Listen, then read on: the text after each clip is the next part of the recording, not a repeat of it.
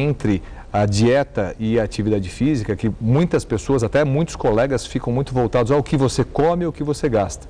Mas esquece-se dessa parte do estresse, né? Quando o teu organismo está sob estresse, o teu organismo ele manda uma mensagem para o teu cérebro dizendo: temos que guardar energia. Você não sabe o que vai acontecer amanhã, né? Então aquela teoria do estresse, do lutar ou fugir, é muito de guardar energia. Então, isso influencia muito a parte hormonal do seu corpo. Tem um hormônio chamado cortisol, absolutamente importante nisso. Com estresse crônico, esse cortisol ele sobe muito, e quando ele sobe, ele tem uma tendência a modificar todo esse departamento de gordura do seu corpo. Sem contar que os hormônios são fofoqueiros, né? Um hormônio vai falar para o outro, então você tem desajustes. Às vezes eu tenho um desajuste da glândula suprarrenal, que é responsável por esse mecanismo do estresse, e você atinge indiretamente ou diretamente a sua tireoide, por exemplo, né? Então, estresse é um dos grandes engordadores, e eu te conto aqui, na verdade eu não vou revelar o nome da enzima, mas existe hoje uma pesquisa muito grande em cima de uma enzima, é realmente um segredo em termos de obesidade. Quem conseguir desvendar como essa enzima faz com que os níveis de cortisol fiquem elevados dentro das células, os adipócitos, as células de gordura, sim, realmente talvez descubra a chave da obesidade, né? Olha que maravilha. Então, vários avanços têm sido feitos nesse sentido. Então, estresse, não tenha dúvida nenhuma, tá? Está nessa tríade. Então, a dieta irregular, a atividade física inadequada e o estresse. Meu Deus. Agora, tem outras pesquisas aqui, pesquisas que dizem que cerca de 17, eu não acredito nesse número, 17 milhões de obesos somente no Brasil. É um número gigantesco. Isso é quase 10% da população. E segundo a Organização Mundial de Saúde, em 2010, há 300 milhões de obesos no mundo. E desses, um terço está em países em desenvolvimento, que é o nosso caso aqui. A gente pensa que é só lá nos Estados Unidos. Mas por que, na sua opinião, o índice é maior nesses lugares? O que acontece é que, pega como comparação um país como o Brasil, né?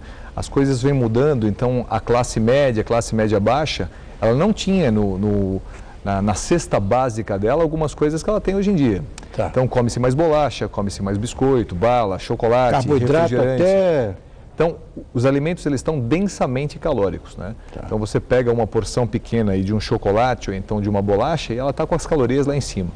Existem alguns estudos que comparam as batatinhas fritas de hoje, de uma grande rede, por exemplo, com as batatinhas fritas de 10 anos atrás. E a mesma porção tem mais calorias hoje. Então, isso é estranho você entender o porquê, pode até ser um golpe comercial, porque quanto mais açúcar você come, quanto mais farinha você come, maior a sua necessidade de comer. Você desajusta um mecanismo que é do açúcar, da glicose sanguínea e da insulina, né? Então te dá cada vez mais fome. Associado a essa alimentação densamente calórica tem a falta da atividade física, né? Então, antes você andava mais, hoje você tem elevador, todo mundo está com o seu carro, tem um controle remoto, está tudo muito mais fácil, né? Menos atividade física, dieta inadequada e o estresse, sem dúvida nenhuma, do mundo moderno. Uma coisa, hoje comenta-se que existe uma ditadura da moda e da beleza, né? Aquelas meninas anoréxicas passando nas passarelas, como verdadeiros cabides vivos. E em contrapartida, eu acabei de mostrar uma peça do Botticelli, né? Que na época dele, na Renascença, o bonito era a mulher com sobrepeso, as gordinhas, as curvas, né? Eu sei que essas coisas são, de fato, a história é irreversível, mas ela se repete. Daqui a pouco pode ser que mude essa moda. Eu me lembro, minha mulher, pequenininha ainda, a garota, amiga de infância, eu me lembro uma vez o capataz da fazenda dela falando: "Ô, Cristininha, você tá bonita, você tá gorda." Mas hoje não é bem assim, a coisa mudou. Tem essa magreza quase excessiva, né? As pessoas são... a anorexia hoje é uma doença séria, e ao mesmo tempo não faltam anúncios, notícias sobre essas coisas milagrosas, que você perde remédios, que você perde quilos em muito pouco tempo, enfim. Em sua opinião, qual é a saída mais eficaz? Eu fico muito preocupado com esses anúncios milagrosos, né, Rony? Porque isso não é de hoje, né? Então, estampando a mídia, traz nos jornais, nas revistas, sempre que traz uma coisa milagrosa, sacode o país de ponta a ponta, né? E não existe cápsula milagrosa, dieta milagrosa, injeção milagrosa. O que nós temos que ter é uma sinergia, né? Então, um trabalho em conjunto, fazendo com que esse paciente, ele entenda que ele tem que mudar o estilo de vida dele. Tá? É óbvio que ele pode contar com drogas, ele pode contar com dietas, condutas, para que ele consiga atingir esse caminho, né? Mas se você não tiver uma ideia de sinergia e mudança de estilo de vida, você não tem sustentabilidade, né? Você pode até perder peso rapidamente, mas você volta. É o efeito sanfona. Efeito sanfona. Agora, tem uma nova dieta aqui chamada HCG.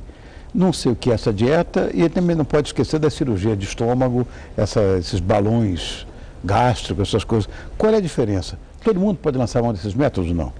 Então, a cirurgia de estômago é um processo mais mecânico, né? Então, você interrompe uma parte do fluxo, você faz com que o indivíduo fique saciado mais rápido, né?